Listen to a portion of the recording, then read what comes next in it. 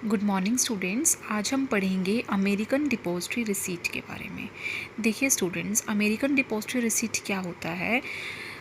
अगर हमारे पास कोई इंडियन कंपनी है जो स्टॉक एक्सचेंज, इंडिया की स्टॉक एक्सचेंज में लिस्टेड है, ठीक है, तो ये इंडियन कंपनी को अगर फ़ंड रेज़ करना है तो ये इंडिया के पास गई, इसको यहाँ से फ़ंड अवेलेबल नहीं हुआ। लेट सपोज़ हम जियो कंपनी की बात करते हैं। जियो कंपनी को फ़ंड रेज़ करना था, इसको लैक्स करोड़ अमाउंट पे फ़ंड रेज़ करना है, इसको पूरा अमाउंट इंडिया की कंपनी से रेज़ नहीं कर पाई, तो ये कहाँ जाएगी? ये फ़ॉरेन के पास जाएगी। इसके पास सेकेंड ऑप्शन क्या है कि मैं फ़ॉरेन से फ़ंड रेज़ कर लेता हूँ, ठीक है।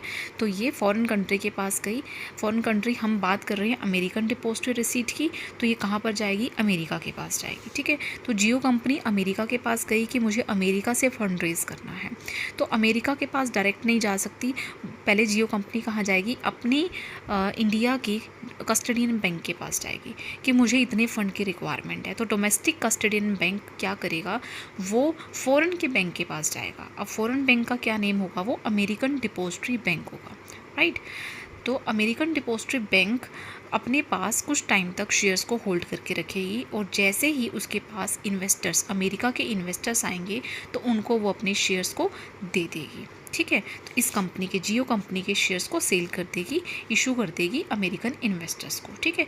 सो अमेरिकन इन्वेस्टर्स क्या करेंगे? इन शेयर्स को परचेज़ करेंगे और ये वापस से American depository bank domestic custodian bank को वो मनी देगा, और वो अल्टीमेटली अमाउंट किसके पास पहुंचेगा? जियो कंपनी के पास, राइट। तो ये एक ऐसा सोर्स ऑफ फंड ही है कि अगर किसी इंडियन कंपनी को अमेरिका से फंड रेज़ करना है तो वो किसके थ्रू करती है?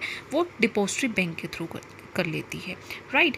सो हम इस केस में सिर्फ और सिर्फ अमेरिका की बात कर रहे हैं कि अगर हमें अमेरिका से फंड रेज़ करना है तो अमेरिकन डिपॉजिटरी रिसीट हम इशू कर लेते हैं।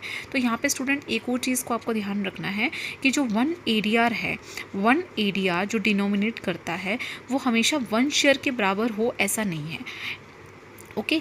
1 शेयर के इक्वल होगा ऐसा नहीं है कि it can be 10 share, it can be 12 share, it can be 20 share, we don't know, ठीक है। कितने भी शेयर्स हो सकते हैं, बट 1 ADR एक शेयर से ज़्यादा को रिप्रेजेंट करता है, राइट। तो इसके अंदर हमने क्या देखा कि अगर इंडियन कंपनी को फंड रेज़ करना है तो वो कहाँ जाती है? अपने इंडिया के बैंक के पास जाएगी, जिसे हम डोमेस्टिक कस्टडियन बैंक बोलते हैं, और वो अमेरिकन डिपॉजिटरी बैंक के पास जाता है, और फिर अमेरिकन इन्वेस्टर्स को फाइनली शेयर इशू कर देते हैं, और इसी प्रोसेस के थ्रू इंडियन कंपनी के पास सारा का सारा फंड कलेक्ट हो जाता है।